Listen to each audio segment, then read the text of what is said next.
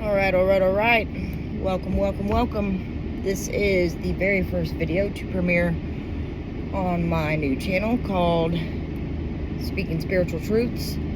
And a big reason I wanted to do this is because, on my other channel, sorry for the glare, dropped my phone. I don't know if you guys can see this because I got a thing right here, but you may not, and that'd be great. But if you can, my bad. I wanted to have a channel where prying eyes weren't able to really kind of watch the videos, people that not necessarily that worry about, but sometimes people take these videos as me trying to hurt somebody or whatnot, weaponize, my experiences for gain or something. I don't know. And it has always blown my mind, but I definitely want to, I'm trying to be able to showcase my experiences and speak on them, because it's what we're supposed to do on the spiritual path, where those who would think such a thing, they don't know about it. If they stumble across this video, so be it. If they don't, then that's exactly why, there's a reason for it. So, voila, welcome. Now, you're all new here, so let me introduce myself. My name is Mackenzie.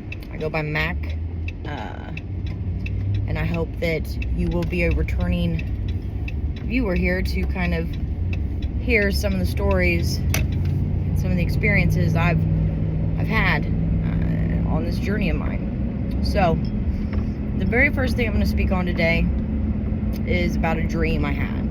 No, not about a dream, it's about a therapy session that, it felt like a dream, but it wasn't a dream. I did hypnotherapy a couple years back. And in the midst of that hypnotherapy, this was like my third appointment with this woman. And the whole reason I started hypnotherapy was because my ex had really tried to hammer home this whole concept of there being something wrong with me, and that it was, being in that relationship, I wanted to find out what it was, because all I wanted to do was better our relationship. So I thought, what about hypnotherapy? What if there is an answer in that, right?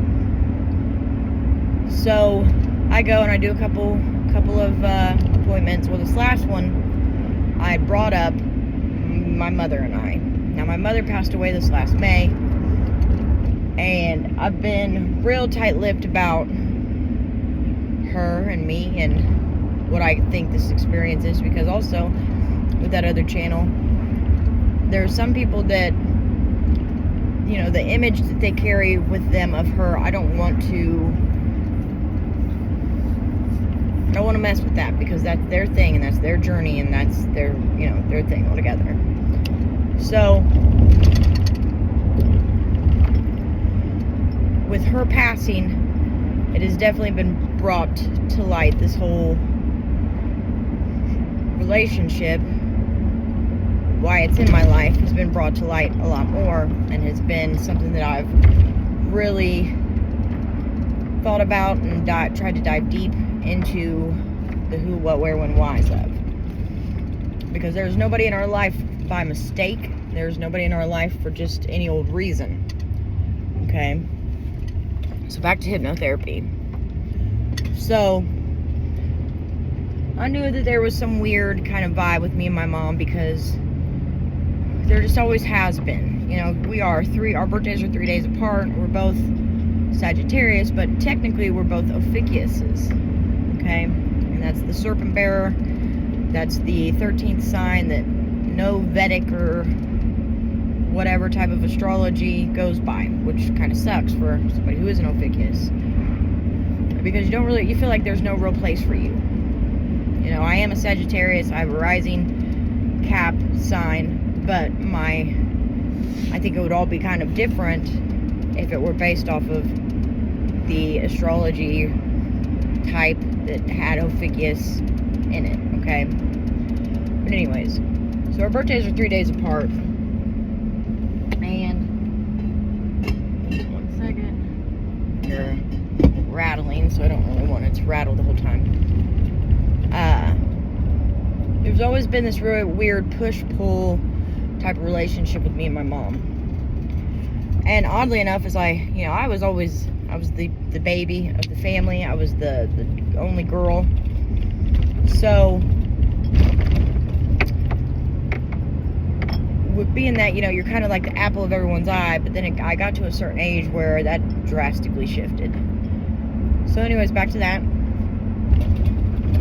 I asked the hypnotherapist if there was a way I could figure out what this was with me and my mother, this relationship, this dynamic. So, she had me go into this hypnosis. Now, immediately, I drop out of the sky. I don't know if any of you are familiar with hypnosis, but they kind of have you see a couple things first, and then they have you go wherever your mind takes you. So I drop out of the sky, right? And you stand up, and a big thing to like ground yourself basically is to look at your feet and see what you're wearing. And I stand up, and I have no shoes on. And I immediately, I look up and around me, and I see these teepees. And once I see those teepees, I start booking it. I'm talking running as fast as somebody could run. And I run to this forest, to this woods. I don't know how you decide which one is which. I run to this forest. I'm running through the trees. And as I get through the trees, there's this opening. And in this opening, I see this taller male figure, and this younger girl. And it all starts to come together that I'm in this, I don't even know what the right term is. I know, I would say Native American, but we were from here, so it's like, if anybody knows the term for that, please let me know. I was from a tribe from the Americas, okay? I see this man and this smaller woman kind of arguing, it looks like. And she's got her arms on him. She's like shaking him. She's like shaking her head no. And he goes and he pushes her off. And right as I see this, I'm in this clearing. Excuse me. I'm in this clearing. And this guy starts to walk up towards me, to me. As he walks up towards me, the smaller girl, the woman, whatever, is behind him kind of pulling on him. And before you know it, this guy pulls out a spear, and he just stabs me right, almost in my heart, right here, okay? And I felt it. Took a gasp of air, and he removed his spear, yeah. I kind of fall to the ground. He picks me up, and he puts me next to a tree. Excuse me, I'm getting over a little something here. He puts me up next to a tree. They put rocks around me, because I think that's how they did it back then, they give the body back to the earth. They basically put these rocks all over me to cover me. And I'm present as they're doing this. And next thing you know, I wake up. Now, funny story in leading up to this.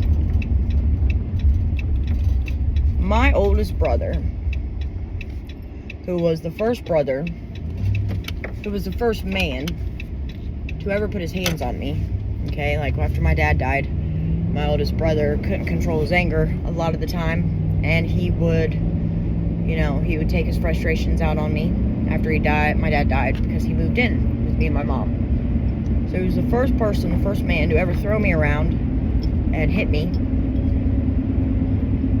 He always had this fascination with shamanism. where back in the day you could go to Kings Island and you could get those old-timey photographs. He was always the shaman, right? He had all this at his home. He had all this old shaman type relic stuff, you know, the rain sound maker and different animal skins, and just he's even got tattoos of shaman shit on him. I truly believe my oldest brother was that guy in that dream, and that he and my mother contrived, I think that's the word for it, to kill me, and they did, because they wanted my place. He wanted my place as shaman. I was a shaman in this tribe, which really says a lot with, you know, my astrology now. I get a lot of messages through tarot and stuff that I'm a healer, and that I have shamanistic traits and things like that. So that makes perfect sense. Like, he wanted my place, so he killed me. I also have a birthmark right in the same spot. This is today, this very present moment. I have a birthmark right in that same spot where I was stabbed. And they stabbed in the hypnotherapy. And they say that birthmarks can be linked to different ways that you die in previous lives. So I believe that very much so. Woo! Is that memory, is that link right there. I believe that all goes together. Now,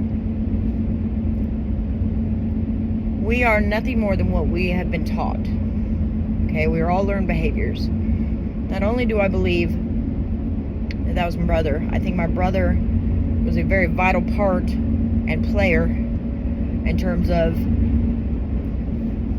setting my mind up to know and believe what I would deserve as an adult. The thing is like, if you have somebody you trust beating on you as a child, but then telling you they love you, you're going to most definitely welcome the same type of behavior into your adult life in terms of a partner. And besides my very first marriage, all my relationships have had somebody putting their hands on me. So thanks, brother. And we don't talk nowadays. So there's that. I think I was definitely groomed, in a sense, to live this life. Then it comes to my mom. And my mom, you know, I believe she groomed me as well. I believe she groomed me into this whole, you know, I am woman, hear me roar type of mindset. But in that mindset, it was, you know, we don't need no stinking men and blah, blah, blah. So there was all this, like, hostility, I believe, aimed towards men.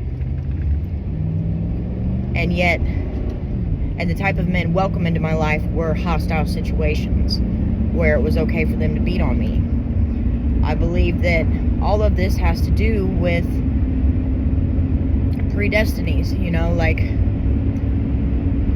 I believe, in terms of spirit and how this is all panned out, I believe that my mother was my handler, in a sense. Her and my entire family, and I was the black sheep. Because if you look at every family's got a black sheep. Every family that thrives, especially. And in those situations, there's a black sheep. I believe that family steals the black sheep's energy. Because that black sheep may be somebody who is of elevated status in the spirit realm. So they go and they steal and they suck the life force, basically. They predestined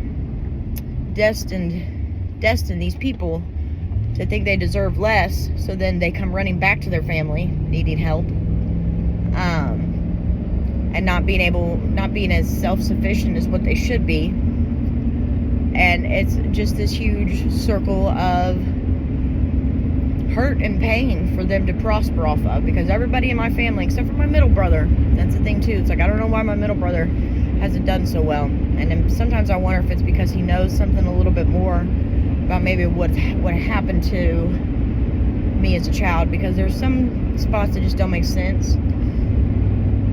And he carries that with him and hasn't been able to thrive as much off of my energy as what my family previously had. And see, they can't now. Number one, my mom passed. And number two, I cut all energetic cords with these people and on a daily basis call all my energy back to me. And I don't entertain them at all. So, that's the very first spiritual story I got for you. And, you know,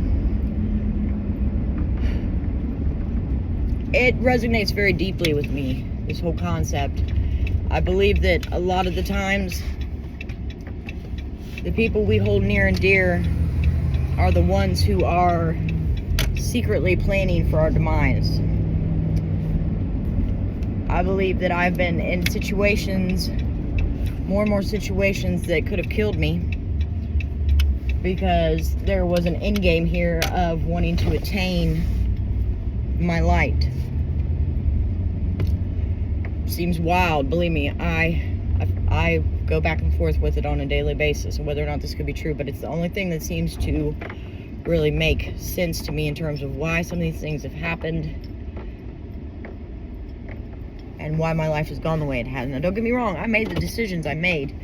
I'm not trying to blame that on anybody, but it's almost like it takes a perfect storm for those decisions to be made, where all of these different outside situations, it almost has to be like a trifecta of the perfect storm, the energies to come together for that decision to be made, and the effects, like how you are mentally and physically and soulfully in a moment. And if different people play on that and push those energies into negative spaces at a pivotal point where you're about to make a decision, and you go with those energies and go into a negative space and make these decisions, then the result of that decision is going to be a negative thing. And I really believe that I have been almost imprisoned for a long time due to these spiritual forces that have claimed to be my family for a long time. So that's just a little tidbit. You know, we're just getting started here. I've got more stories to come along with that. The next story is going to be what really made me question the relationship between me and my mother in a way that all the spiritual stuff made more sense. And that is when I realized that my mom played a pivotal role in the death of my father. So if you're interested, tune back in. And when I have that video ready, I will upload it. And if you hit the notification bell, you'll be able to see when I upload any new videos. You'll be notified. If you want to, go ahead and hit that subscribe button. Then you get to see me all the time. So until then, peace out, and don't ever be afraid to speak your spiritual truth. All right, it's part of the process. That's why we're here, baby. See y'all in the next one. Bye.